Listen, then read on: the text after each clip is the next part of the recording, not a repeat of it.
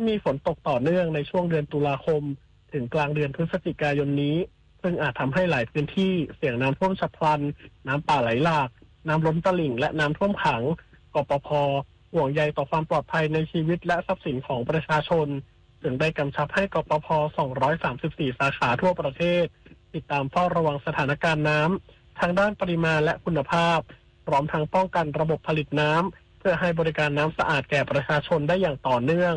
รวมทั้งบูรณาการกับหน่วยงานในท้องถิ่นเตรียมการช่วยเหลือและบรรเทาความเดือดร้อนในสถานการณ์ฉุกเฉินเพื่อให้ประชาชนมั่นใจว่าจะไม่ขาดแคลนน้ำสะอาดในการอุปโภคบริโภคโดยจัดเตรียมน้ำดื่มบรรจุขวดตราสัญลักษณ์กปภ.และรถบรรทุกน้ำสะอาดไปแจกจ่ายให้บริการในพื้นที่ประสบภัยตลอดจนเตรียมการวางท่อส่งน้ำประปาชั่วคราวไปยังศูนย์อพยพทั้งนี้ในกรณีที่ต้องอพยพจากที่อยู่อาศัยแนะนำให้ปิดก๊อกน้ำทุกจุดในบ้านและปิดวาล์วน้ำให้สนิทเพื่อป้องกันค่าน้ำสูงผิดปกติหากต้องการความช่วยเหลือสามารถติดต่อได้ที่กปภ.สาขาในพื้นที่ที่ใช้บริการหรือ PWA Contact Center 1662 ตลอด 24 ชั่วโมงสัพทวีศรีวิบูลย์รายงานกระทรวงศึกษาธิการร่วมกับ3กระทรวงและการยางแห่งประเทศไทยสนับสนุนใช้ผลิตภัณฑ์ยางพาราในภาครัฐสู่สถานศึกษาร้อยเอกธรรมนัส พรหมเผ่ารองนายกรัฐมนตรีและรัฐมนตรีว่าการกระทรวงเกษตรและสหกรณ์พร้อมด้วยนายนฤมล พินโยสินวัฒน์รัฐมนตรีว่าการกระทรวงศึกษาธิการร่วมพิธีลงนามบันทึกข้อตกลงความร่วมมือว่าด้วยการส่งเสริมและสนับสนุนการใช้ยางพาราในภาครัฐระหว่างกระทรวงเกษตรและสหกรณ์กระทรวงศึกษาธิการกระทรวงการท่องเที่ยวและกีฬากระทรวงการพัฒนาสังคมและความมั่นคงของมนุษย์และการยางแห่งประเทศไทยโดยการลงนามบันทึกข้อตกลงในครั้งนี้จะนำไปสู่การปฏิบัติที่เป็นรูปธรรมซึ่งจะมีการนำผลิตภัณฑ์จากยางพาราไปใช้ในสถานศึกษาทั้งในระดับโรงเรียนและวิทยาลัยอาชีวศึกษาเช่นอุปกรณ์กีฬาและการออกกำลังกายและที่นอนสำหรับโรงเรียนประจำซึ่งสามารถจัดซื้อจากการยางแห่งประเทศไทยได้โดยตรงซึ่งจะช่วยสร้างเสถียรภาพราคายางสร้างความมั่นคงด้านรายได้และยกระดับคุณภาพผลิตภัณฑ์ยางพาราไทยให้เป็นที่ยอมรับในระดับสากลภูริพัฒน์ สอนการรายงานจบข่าวนาฤนาถแข็งขันอ่านรับฟังข่าวครั้งต่อไปเวลา 7:00 น.ค่ะติดตามข่าวที่นำเสนอไปแล้วได้ที่ www.thainews.prd.go.th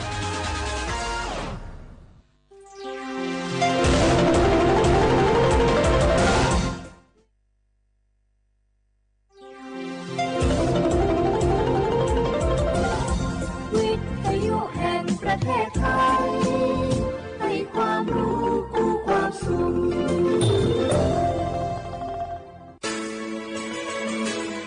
สถานีวิทยุกระจายเสียงแห่งประเทศไทยจังหวัดเชียงใหม่ AM 1476 กิโลเฮิรตซ์สถานีวิทยุภาคภาษาชาติพันธุ์แห่งเดียวในประเทศไทยที่มีความทันสมัยเชื่อถือได้สร้างอัตลักษณ์กลุ่มชาติพันธุ์สู่สากล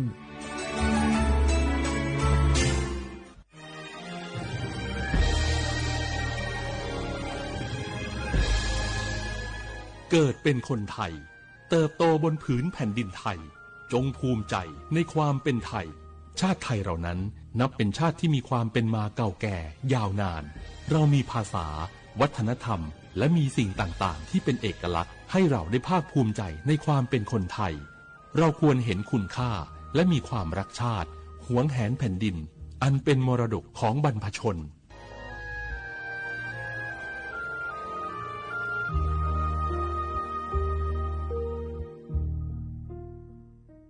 ผู้ใช้สิทธิบัตรทองหรือบัตร30 บาทวันนี้หากต้องการย้ายหน่วยบริการประจำไม่ใช่เรื่องยุ่งยากอีกต่อไปย้ายเองได้โดยวิธีง่ายๆผ่านระบบออนไลน์เพียงดาวน์โหลดแอปพลิเคชันสปสช.หรือแอดไลน์สปสช.พิมพ์ LINE ID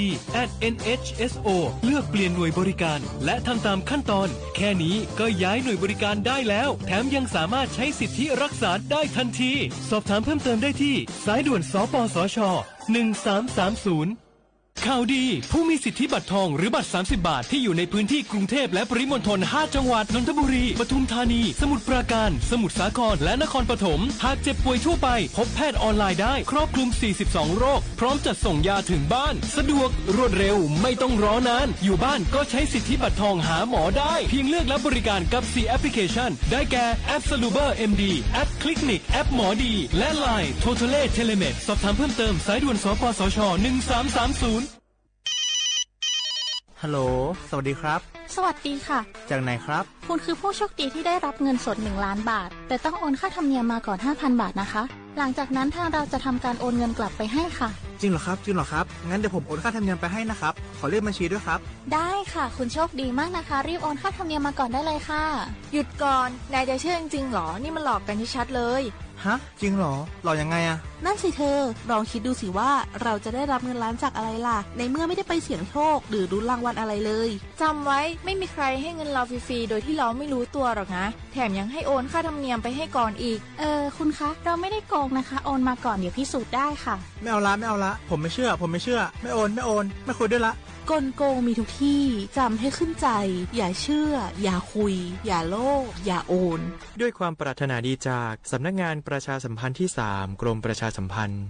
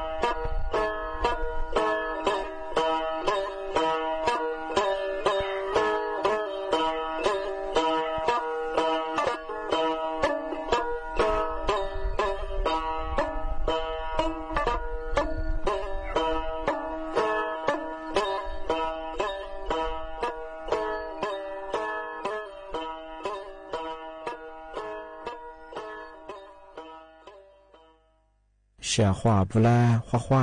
阿么啥阿我李松我都知道话ไปแล้ว阿我李松我ปากกาโงมันยาสถานีวิทยุกระจายเสียงแห่งประเทศไทยจังหวัดเชียงใหม่ว่าด้างาวิทยุว่าดูจังว่าเฮยยี่ระบบยา AM ยี่ความถี่ยาที่ตูลี่ยาชีชื่อถูกกว่าดูจักอาทิตย์ท้าวระบบไลฟ์สดไง Facebook ยี่เพจเฮสวทเชียงใหม่ AM 1476กิโลเฮิรตซ์ที่ได้โบยาเฮดูหลังงาในแนวยาชมโมขวานีจีโมว่าคือถือขวาด้วยงาอาทินีที่โมเรามันยาหนีโมขวานีสามโมที่นี่มาหนีขวาด้วยในแนวถือขวาที่โมเราถือขวาหน้าที่เนี่ยขวานีหน้าเนี่ยเจอที่เดือดงอที่แบงมันยังไงนั่นแหละคือมาปีมากสื่อจีนชั่วโมงมันงาจะมาอย่างคือมา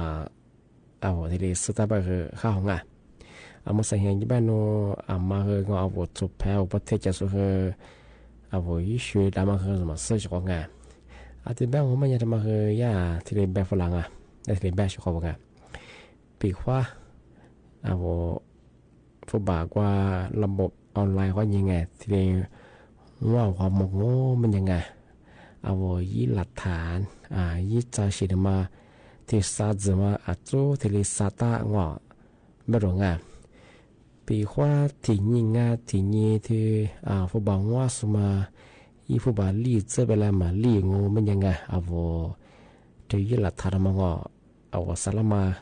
ยิงที่เลยฟ้องร้องไงคดีตามกฎหมายที่เลยหน้าบ่รู้งาที่เป็นยังไงที่ซาจะมาก็มาคือลินจะมางานเป็นงานว่าถึงมาปีมาช่างยี่ว่าที่มางูมันยังว่าโทมัสยี่ข้อความไงจะบอกว่าชื่อเขามันเอาว่ายี่ไม่สินเจมไปยี่ไลน์เป็นการที่เดียวกว่าบอกว่าชื่อมันว่าทำไมยี่ข้อความมาไงยี่ตัวนั้นสมัยคือซาตาบุรุษงาทำไมถึงมาหยุดทำไมถึงมางานยี่มาถึงมาโง่บัญญาบัญชีผู้ใช้ไงของผู้หญิงบุรุษงาว่าบัญชีธนาคารผู้บ่าวว่าส่งมาไงยี่คือทำไมคือโนซาตาไปเฉยไงไปคว้าว่าฟังว่ายี่บัญชีว่าเกิดแล้วไปงานว่าอ้วนมั้งไงทำไมยี่บัญชีโนสาระไปเฉยไงสามาถึงมาโง่บัญญาหลักฐานไงว่าผู้บ่าวยี่ละอ้วนมาไปคว้าโนผู้บ่าวอ้วนไปเฮยโนยี่ใบเสียคือจองมันก็ชื่อว่ายี่ใบเสด็จการโอนยี่มั้งไงทำไมคือซาตาบรงไงอาจจะเป็นที่ซาเจมาถ้าพิจารณาสุดสารแบบนี้ไงอาจจะติดยังไงถึงยังกูรุ่นนี้ไงผู้บังว่าสมาคือเวลาลีเจอไปแล้วคือมาลีก็โทยังตัวเมืองก็คือมารับใส่ไงยี่เช็คขวายี่ไลค์ขวาปกว่านายเชื่อคือมาต่อเวลามาวิ่งยิงว่าติดกระโดดไปเนาะวิ่งยิงคือมาต่อเวลามาช่วยชาวไงอาจจะเป็นคนบ้านไม่ควรนายยี่เป็นคือไงที่เราไม่ยี่เป็นมาต่อเวลาเกิดมาเกิดว่าชีวิตยี่เป็นพัดเชื่อเป็นคือที่ซาจิตมาไงเธอข้อความสนทนาไงบอกว่าจู่ว่ามาดูว่าผู้บอกว่าแถมมาไงอาจจะคือยี่บัญชีธนาคารยี่เวลาเกิดแถวยี่อ้วนมาไงยี่บัญชีมาคือซาตาอาจจะโนกุลายี่เราบอกโอตามาไงยี่ใบเสลิดกัดองเงินใบเสลิดมาคือที่ซาจะมาแต่ยี่ที่นี่ฟ้องร้องคดีตามกฎหมายที่เลยยินหน้าบริงานมาคือเธอบอกว่าระบบออนไลน์เขายิงผู้บังว่าเขามางานมาคือเธอมาปีมาสุดจริงใช่ว่าชาวบ้านมาเนี่ยขึ้นอย่างเยอะจริงแต่ก็ดอกบ้าคือว่าสุดแผ่นแบ่ว่าเสื้อบ้างไงบ้าจ้าผู้บังว่าเงินมันยังถือกันยาบ้าคือมารีบบ้าคืองอบ้าคือหมอจูบ้าคือว่ากัดถ้วยบ้าคืองอมวางจากที่ได้ยังไงอาจจะบ้าคือปีขวามาไงผู้บังพังว่าบ้าคือพม่าเกินยังไงที่ซาจะมาแต่ยังดีฟ้องร้องคดีที่ลีหน้าบริงานมาถึงมาปีมาซึ่งจีเจ้าชาวงานที่นี้ตีที่มาโง่ไม่ยังไงมาคือว่ายี่เงื่อนขายไงเธอย่ามาสาโครงการคนละขึ้นมาไงแต่ว่าจอนไลน์ที่ลีอยู่ที่ลีไปจ้างที่บ้านก็ไม่ยังเธอ คนละคือมันก็ไม่คือมาว่าเงาะ24วันสุบเฮยโคอะไรฮอตสมากับปุจมังอ่ะเอาที่คนละคืออยู่สู้เงาะเอา20อยู่สู้วันสุบเนี่ยคือยิโคเนี่ย是出口กับปุจมังอ่ะย่าเอาละใช้จ่ายเอาละอยู่จะมันไม่เคยเนี่ยบายมาเสยอยู่จะเห็นไงบายเนี่ยมันไม่เคยสติหาเจสนิหางอ่ะบายเนี่ยมาเสยที่เลี้ยงอยู่เฉยไงที่แบงโง่ไม่ยังย่าผู้บ่าคนละเครื่องถึงกับมันเนี่ยคือสาบูรอชองไงยี่ว่าที่บุมังโง่ไม่ยังที่ว่าบัตรคนจนจะส่งไงบัตรสวัสดิการแห่งรัฐแต่สมเนี่ยคือที่มันไม่ยังคือที่ตัวสิ่งที่บาที่เรียกว่าสิ่งไงคนเรามันยังคือปกติเนี่ยโซจับดึงมันยังคือใส่ให้บังกางหรือเปล่าคือมาสาธิตตัวคนกันมาคือที่ตัวสิ่งที่บาคือยี่เป็นยี่ใส่ให้บาคือหนีตัวบาที่เรียกว่าสิ่งไงที่มันยังคือหนีตัวมันยังคือวัยมันยังที่ยังมันยังหนีเหี้ยมันก็กล้วยเจ๊บ้างหรือไงที่มันยังคืออยู่มันยังคือสติหาเจสิ่งหางทำมาที่นี่อยู่เช่นไงบ้างครับที่บัตรสวัสดิการจะสู้บัตรคนจะสู้เป็นยังไงที่ว่ามาที่ตัวสิ่งที่เรียกว่าง่ายยังเป็นสอบเป็นยังไงสาเหตุบ้างคือหนีตัวของง่ายนี่บุตรมันยังเท่าว่าภาษีไงเอาภาษีเบอร์สู้เป็นยังไงวิ่งมีว่าอยู่ในระบบภาษีว่าด่างง้อเป็นยังไงทำไมยังไงง่ายที่ว่ามันยังไงหนีตัวลี้เหียบาทที่เรียกว่าบุตรง่ายที่แม่ว่าที่ตีนี้แก่ที่นี้อยู่มาไงที่นี้มาคืออยู่มาไงนี่ใช่ปะมาคือกล้วยเจ๊บ้างอ่ะต่อวันไงใช้จ่ายงอ50งะที่แบงก์มันเนี่ยที่บูบางอมันเนี่ยว่าภาษีไงมาเบอร์สุบัญญาว่าระบบภาษีว่าวุ้ยมาดูส่งมาดูส่งมันเนี่ยคือที่ว่ามันเนี่ยคือนี่ตัวบาทที่ลีเก๋บ่รู้ไงที่มันเนี่ยว่าอยู่บางไม่เคยถึงยังไม่เคยหนีเหี้ยบางมันก็กล้วยเจ๊บ้างที่เป็นยังไงว่าหนีตัวลี้เหี้ยว่าสมัยเท่าว่าวิมีว่าอยู่ในระบบภาษีไงก็เราภาษีเบอร์สบ้าวิมีก็จะบ้ามันก็ถือว่าหนีตัวลี้เหี้ยว่าบ้าภาษีมาเบอร์สมัยงอกว่าวิมีว่าอยู่ในระบบว่ามันได้บ้าถือว่าหนีตัวบัตรที่ว่าที่เท่าว่าบัตรสวัสดิการจะสู้บัตรคนจะสู้เป็นยังไงถือว่าที่ตัวสิ่งที่บัตรที่ว่าอันนี้แบบว่ายี่บีมาคือบัตรที่มาบัตรมาคือใส่ให้กังวลบัตรยี่บีมันจียี่สิมาคือเนี่ยคือหนีตัวบัตรว่าก็หนีตัวบัตรว่าเสียงหนีตัวบัตรที่เป็นยังคือที่นี่มาว่าอยู่มาคือเนี่ยหนีบัตรที่มันก็กุจีบ้างที่แบบว่าเนี่ยเวลาว่าเปิดรถทะเบียนจะมองว่าเนี่ยคือหนีเนี่ยว่าหนีโฉนี่ซื้อหาได้ไงยี่คนนี่ตัวเนี่ยโฉซื้อให้ก่อนคือมาที่ถึงมาคนแนวไงนี่จะนี่ว่านี่จะชวนเนี่ยสิงที่แบบคือรถทะเบียนยี่งัวเป็นเนี่ยเริ่มใช้ยังไม่คือซื้อหาบ้างซื้อหานี่จะกู้นี่ว่านี่ซื้อนี่หาซาซื้อที่เนี่ยยี่คนนี่ตัวเนี่ยโฉซื้อให้ก่อน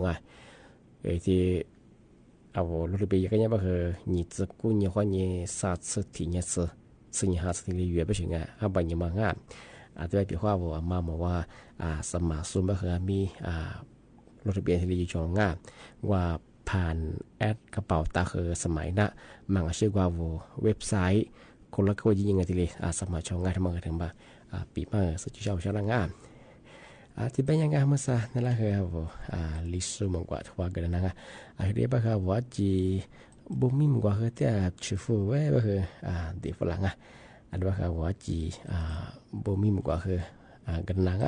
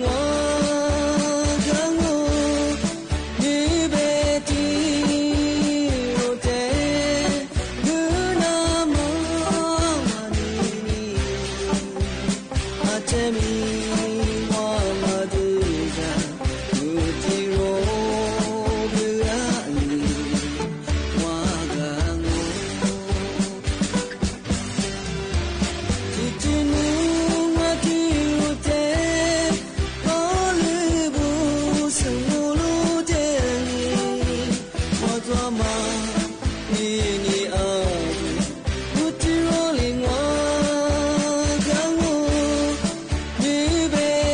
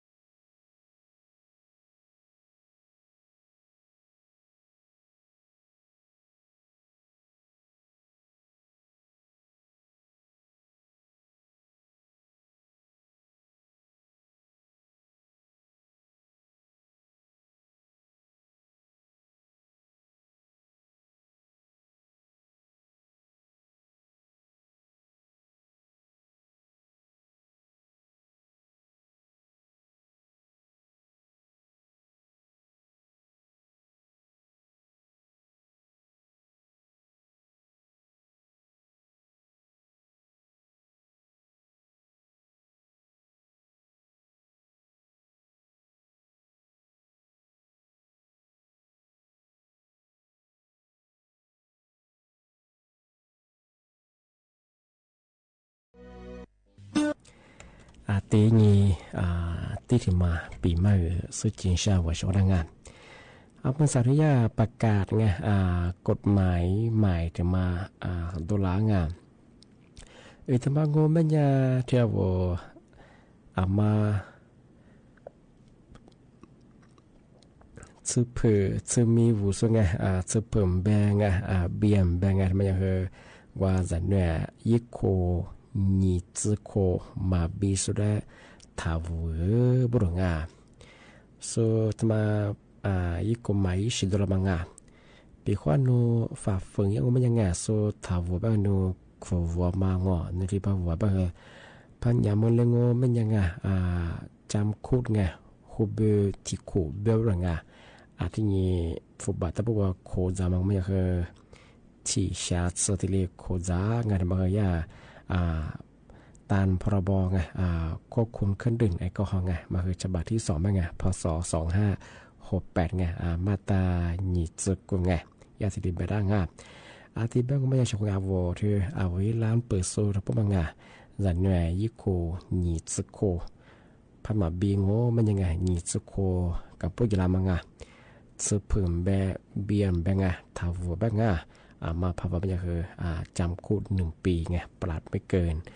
100,000 บาทที่เรียกโคจาบรวงที่ถึงบางงอมันยาทำมาคือทรัพยากรไง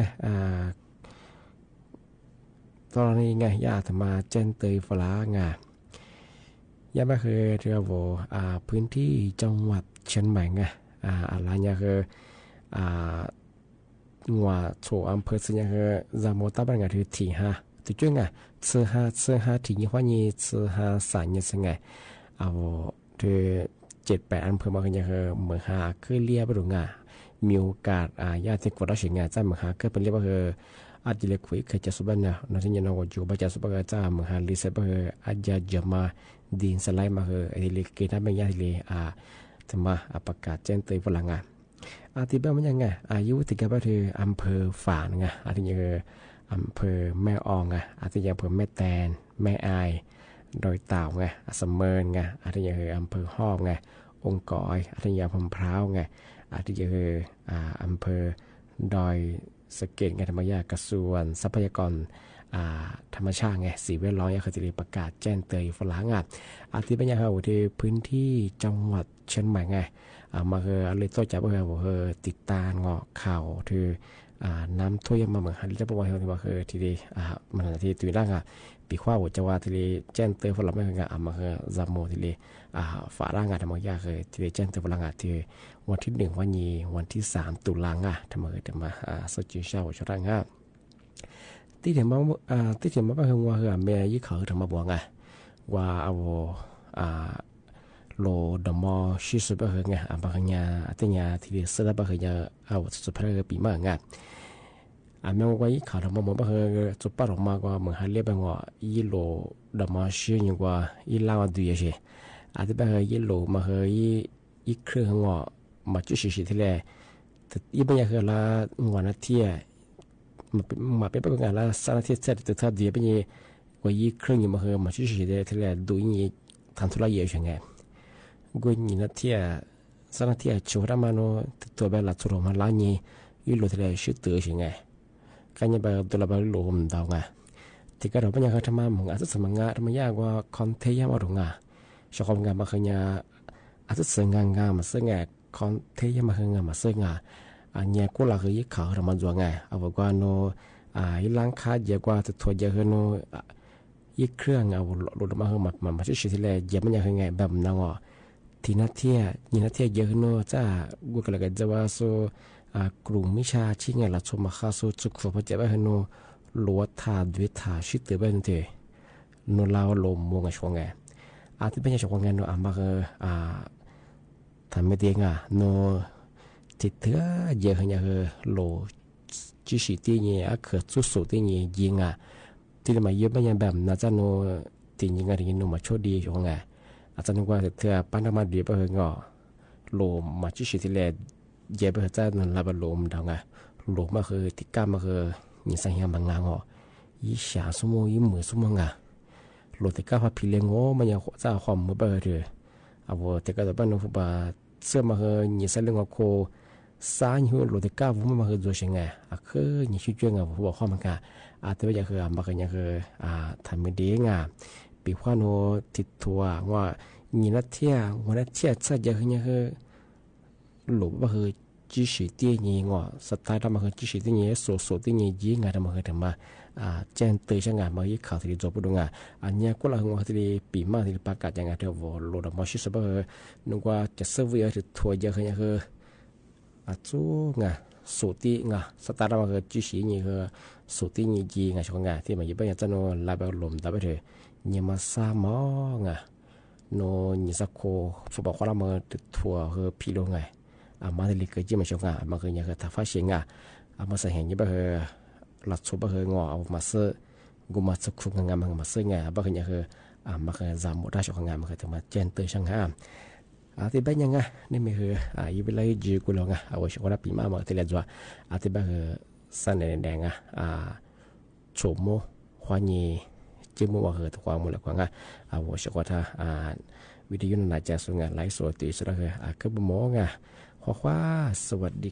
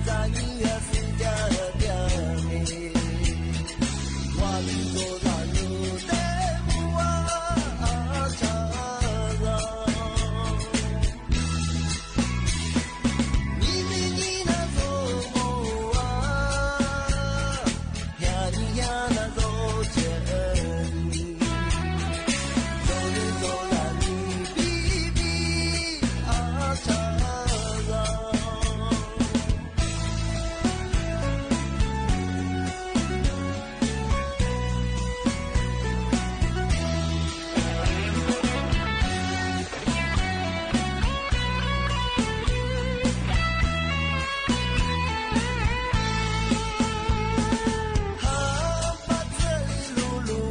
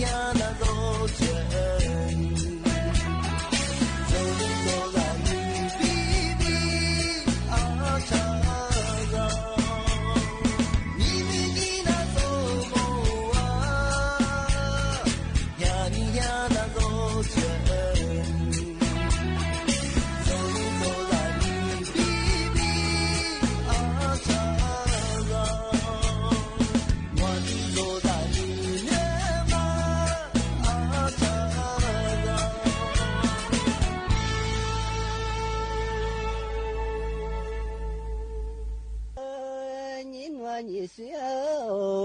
呀阿白马呀，天天下脚一天呀，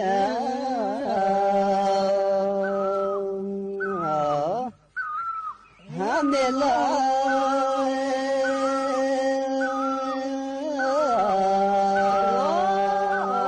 嘞，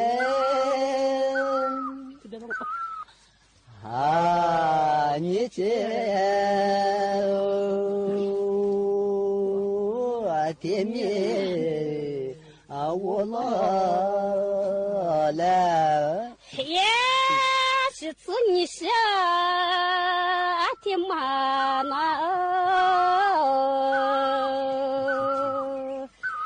咋的咋看？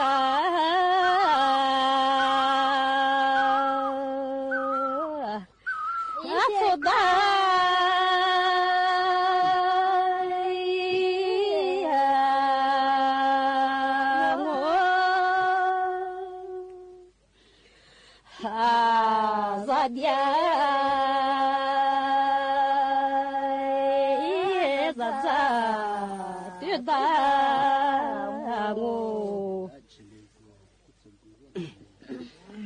一天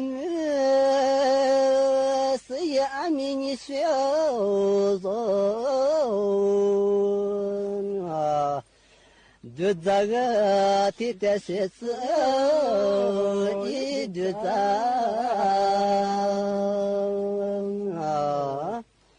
啊是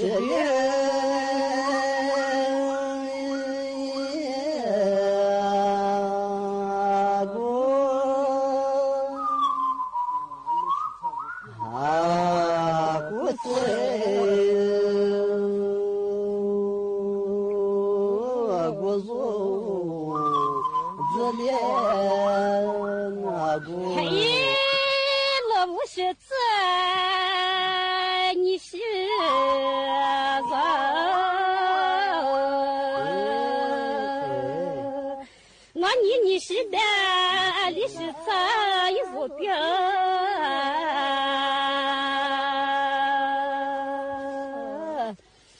马错。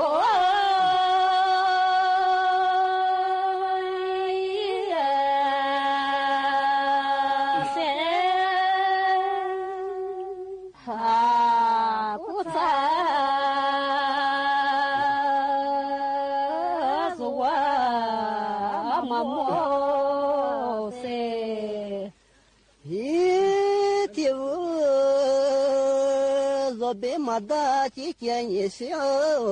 子啊，马俺那你是马莫一三家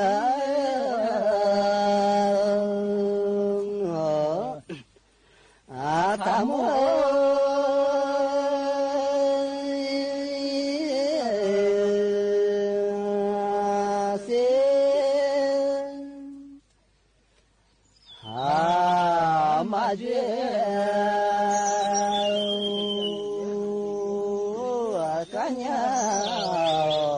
他这啊是，他不嘛做，你是啥？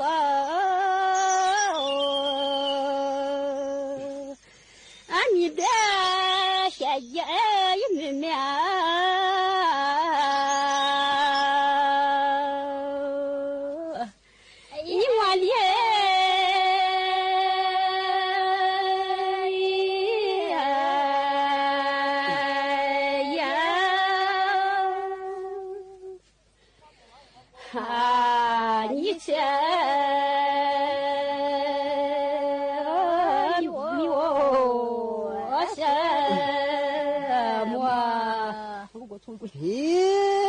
这个若别马大几件你写着啊，这次我提的一提着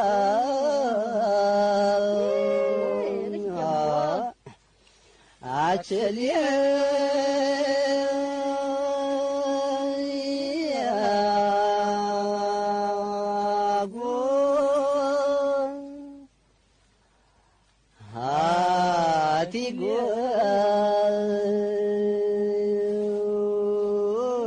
提肉自灵啊姑，一那五十次别一时走，日子爸爸一个个。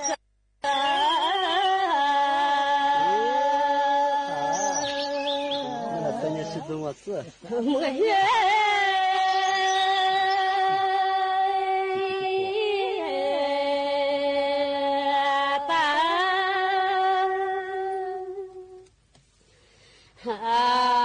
妈妈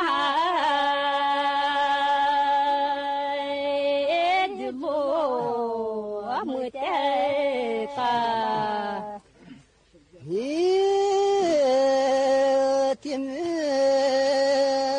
你学个做白么呢？你学个做个嘛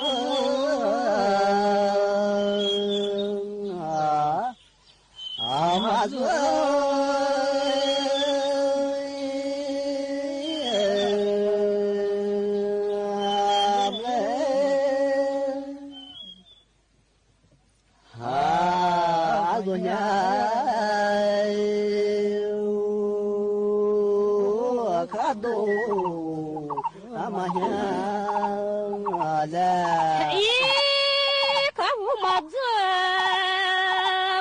你是个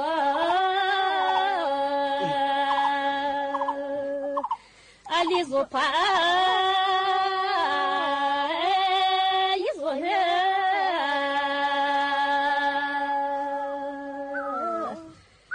马过。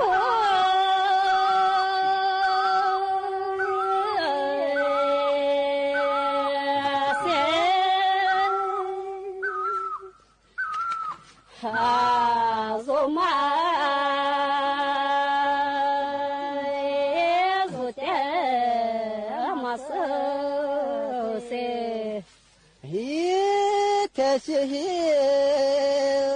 阿子怕别人你是后嘛，是也阿苗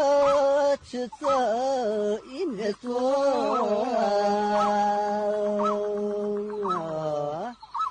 啊你是。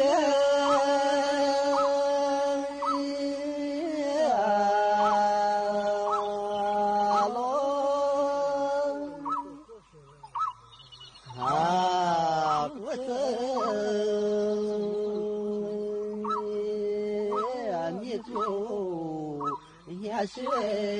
啊，老。